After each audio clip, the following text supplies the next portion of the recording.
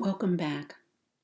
I'd like to say something at this point in our story, and that is that while rereading some of the things that were transcribed in this part 7, I realized that Keymyu's words and teachings seemed a bit obscure to me at the beginning.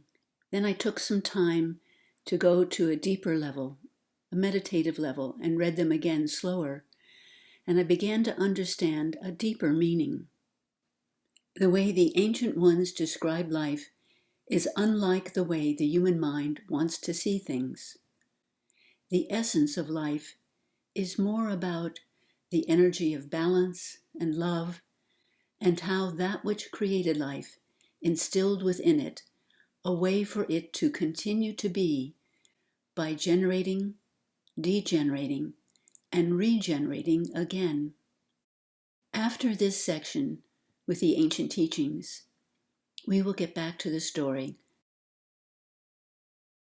May the light within you help you to understand why these words have been transcribed and spoken at this time on earth. And yes, the understanding has been expressed in many ways by many different people throughout centuries. And so we continue. The story from Mu has come to the point where we're going to learn more about the teachings of the ancient ones. And in their native language, the words the ancient one really meant those who saw the Creator in everything. So we begin like this. One evening, as the stars glistened, and the people's hunger had been satisfied by a light but nourishing meal, Keymyu began to share what she had learned from the ancient ones. She began. The ancient ones began by explaining the essence of life. There are many stories with symbols of webs and spirals, and all of that is valid. But let me tell you the straightforward way in which the ancient ones presented it to me. First, let's take a few moments to come to a meditative state, a peaceful state, before I begin. And she paused to let everyone become peaceful and open to their awareness. At first, Keymyu was going to start with the words, "in the beginning," but remembered that the ancient ones referred to this as the unknown. So she began like this. In the unknown, the all, or divine unity, created vibration and particle, or energy and form. That which is unseen and that which is seen. The all changed from just being into exploring beingness and all its possibilities. She paused to let these new concepts sink in. The seed of possibility was within the void, and a disordered movement, seeking to extend itself, was upon the face of the deep. The spirit of life, or the breath of life, moved within the womb of the universe, and the being of beings called energy and form into action. The all saw that the light, or its regenerative power, would continue to balance itself within itself. Then the divine unity separated the light, or expanding regenerative energy, from darkness, or a degenerating energy that was contracting. This is like separating the process of breathing out from breathing in, she explained. They are both part of one breath, but can also be seen as separate experiences. Within all of life, there is that which generates, and that which degenerates, and then that which regenerates again. This is how life continues to be, and to understand these three forces is to understand the essence of life. The Creator does not judge any aspect of life, but sees all as purposeful in the ongoing balance of energy within life. For example, if part of the forest did not degenerate, we would not have a place to walk, she joked, and some of the people followed her and chuckled. However, Keymyu could see that the way the ancients had explained it to her was a bit abstract for most people, so she had to repeat the ideas in many different ways. On another evening, Keymyu continued this way. All that the Creator made was good, and the concept of good means balanced to the ancients. Humans were supposed to be part of the balance in life, but they began to think separately from the Creator, and thus began to do things differently from the way the Creator had originally intended. The law of giving and receiving is part of the law of balance, she continued. For example, the air that we breathe out is the air which plants breathe in. Then the plants transform the air into that which is good for us to breathe in again. If we take care of the plants and trees and all that Mother Earth provides for us, we will be in balance with the law of giving and receiving. But if we destroy too many plants, trees, and creatures of the earth, then we destroy the balance and eventually ourselves. That is why caring for the earth and the environment around us is one of the important jobs we have as human beings. The law of giving and receiving also brings balance in human relationships.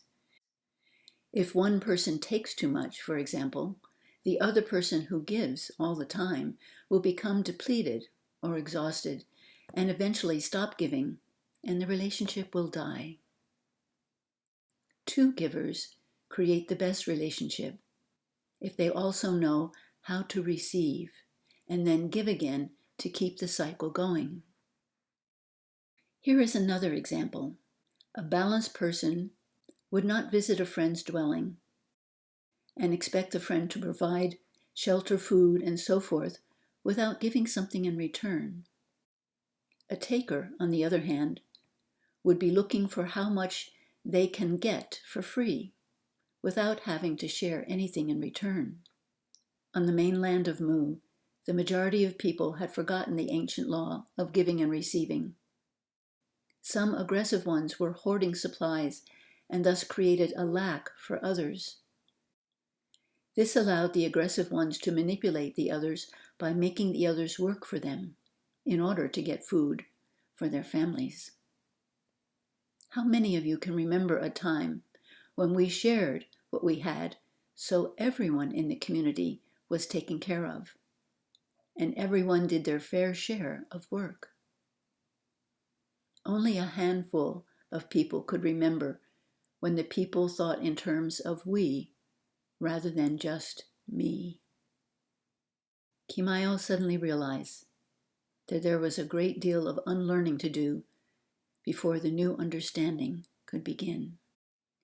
To help review the essence of life, Keymyu began a different way on another evening.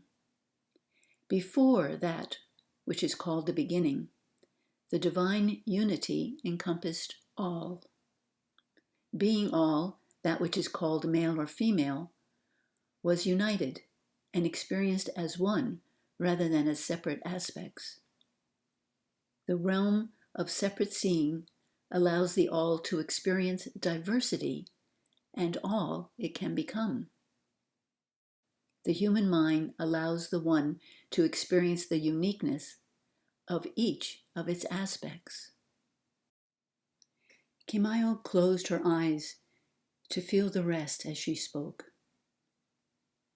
To return to the all, the oneness, is a sacred experience. In those precious moments, one feels united with all of life. All judgments and grievances are suspended. They do not exist in oneness. From the viewpoint of the all, every color of skin is like a different hue of the rainbow. Every way of praising the infinite is like the many melodies of the songbirds. Every lesson in life's journey is like another bend in the great river. Who are we to judge the rainbow, the songbirds, or the river's flow? We are but a traveler on a journey of infinite possibilities, and we are the journey and the infinite possibilities. Life is all. We are part of the all, and in sacred moments, we are at one with the all. When Keymyu opened her eyes and looked out at the people, she saw rainbows of color above them. They finally understood, she celebrated, and allowed them to meditate on these words in silence.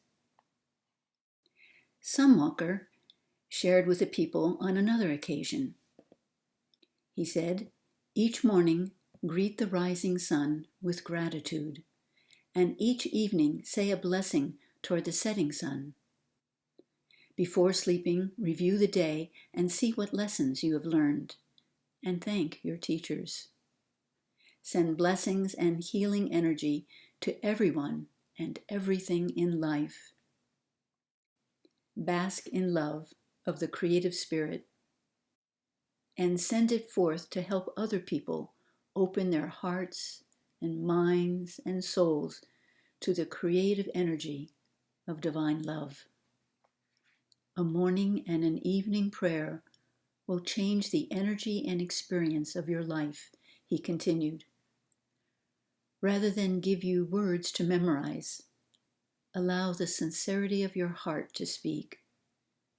The creative force of the universe responds to intention of your thoughts, words, and actions.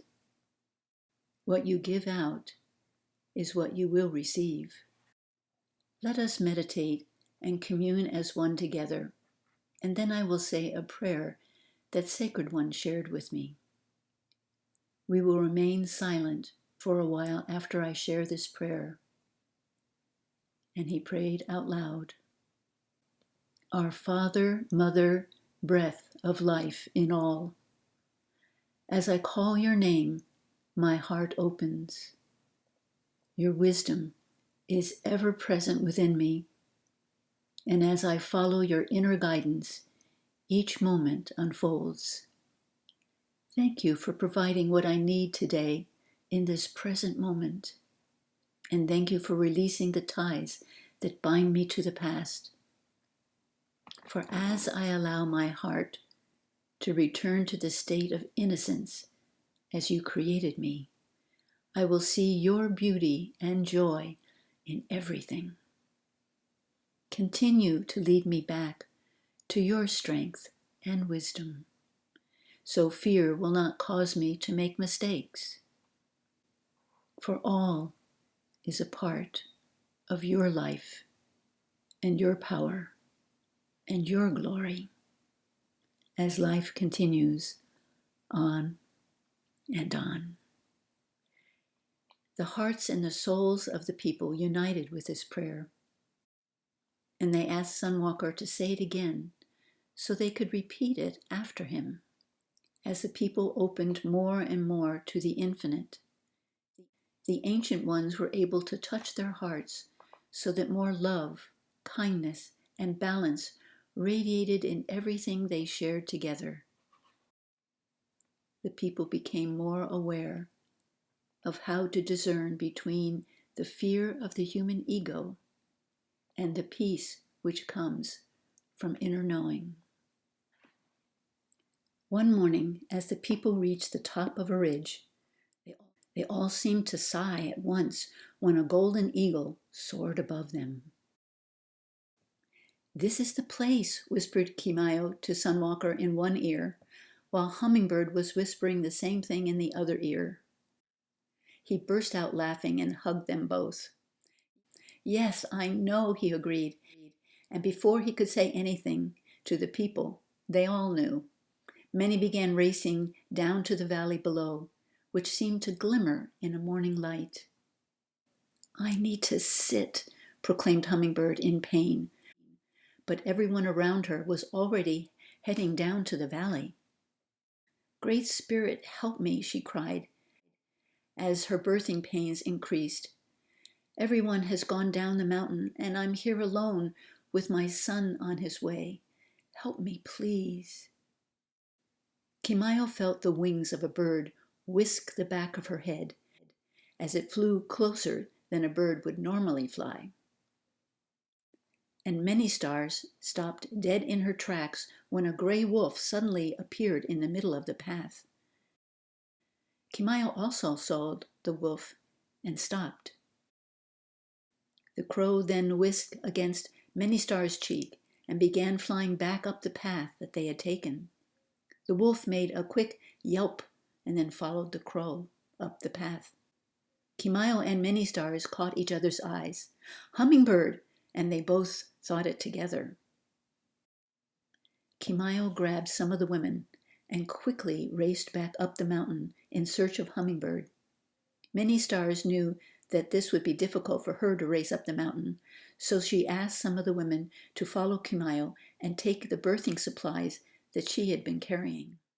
Hummingbird had almost gone unconscious by the time Keymyu reached her. Her son must have been very anxious to face the new world, but fortunately, the birthing process was fast, and the group of women arrived just in time to help. The eagle, which they had seen earlier, continued to circle directly above the birthing. And when the new child arrived, the eagle screeched, the crow squawked, and the wolf howled, which was unusual since this was daytime, not nighttime. All the women looked at each other. Then Grandfather Wind sang through the pine trees above them, and all sorts of sounds of greeting came from the surrounding forest. "The creatures of earth are glad that you're finally here, Crow Wolf," Hummingbird said to her son in her thoughts. "They have been waiting for you to come and help us all get back in balance with the Creator's sacred ways." She snuggled the baby in her arms. "You will always have a crow and a wolf to help you, as they have been helping me. Learn from them, my son. They will share the wisdom of the ancient ways." Wolf and Turtle used the sacred seat again to carry the new mother and her child down to the valley of gleaming light. 2 celebrations took place that evening, one for their new home and the other for the new member of the community. Keymyu shared how the eagle screeched, the crow squawked, and the wolf howled at the birth of their new member. Then Grandfather Wind sang through the tall pines as other creatures of the forest shared greetings to the newborn, she explained. Everyone felt chills of excitement while hearing the story of the birth. Later, all passed by Hummingbird and SunWalker and their new son, giving them blessings and feeling the awe and power of this special occasion. The naming ceremony came soon, since SunWalker already knew that Hummingbird wanted to call her son Crow Wolf. He was in agreement, since he had watched how a crow and a wolf had been following them or leading them ever since Hummingbird was first with child. Thank you, Great Spirit, Creator, and all our ancestors and ancient ones who have been guiding us and protecting us. May our new life in this new place reflect your wisdom and sacred ways, prayed SunWalker, not only that evening, but every evening for a full cycle of the moon.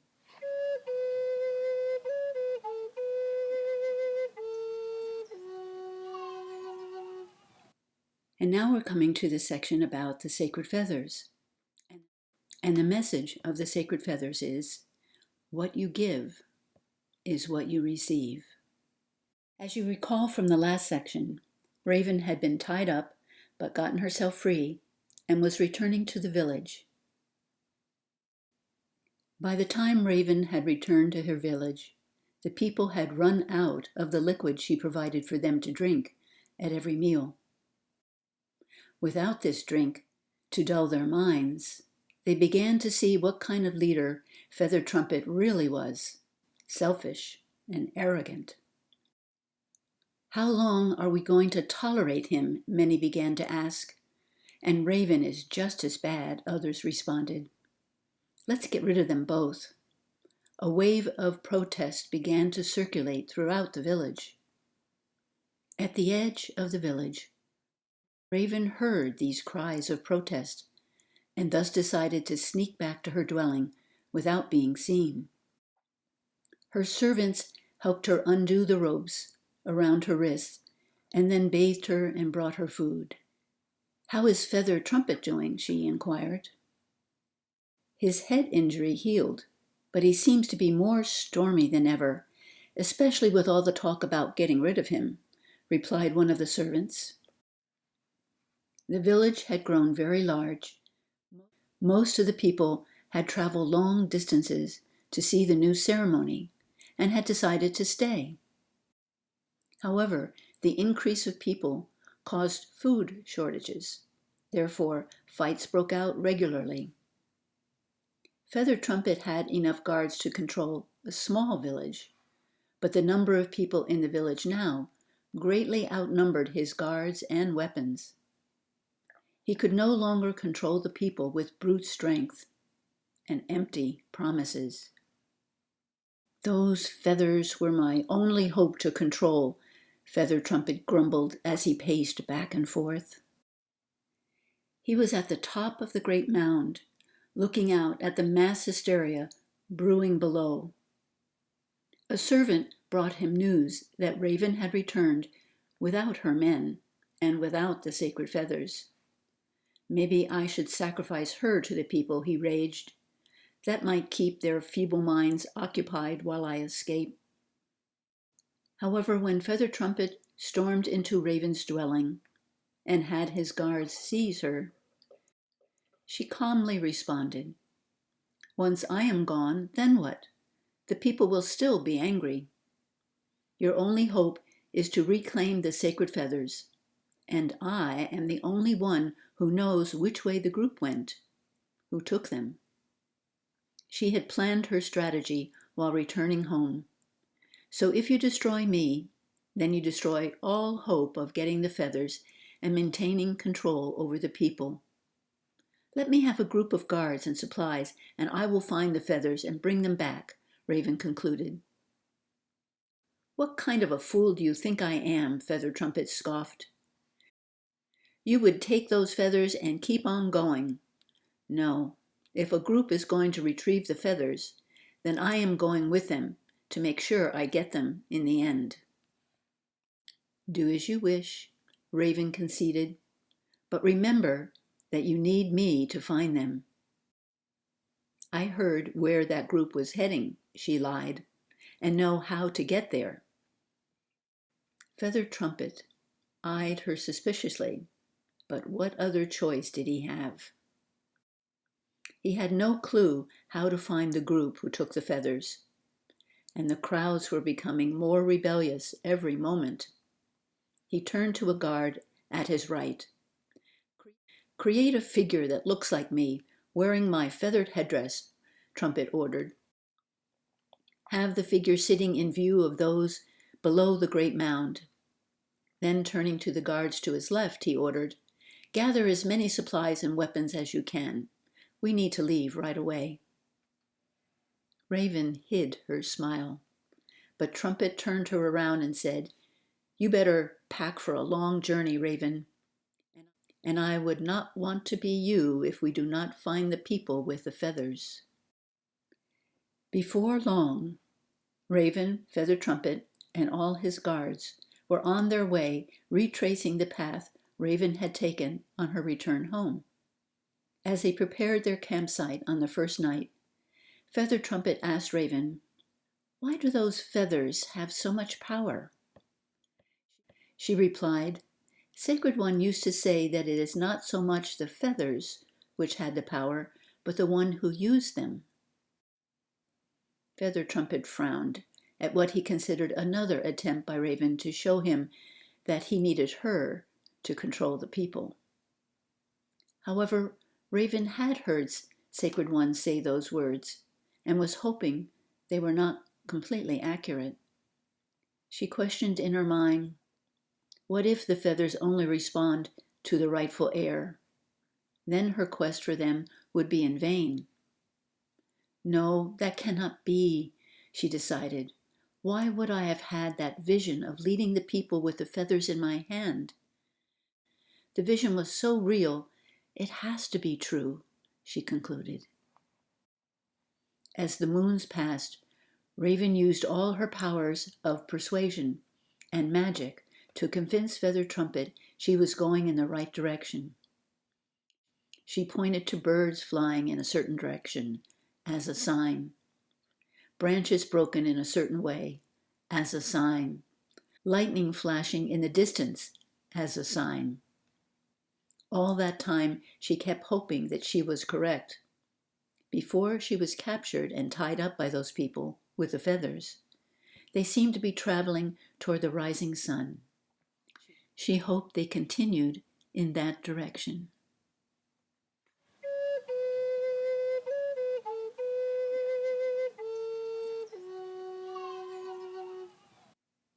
So this is the end of part 7. And in part 8, Raven and Feather Trumpet will continue to pursue the sacred feathers. And we'll also learn more about Keymyu's community. Peace to you, and namaste.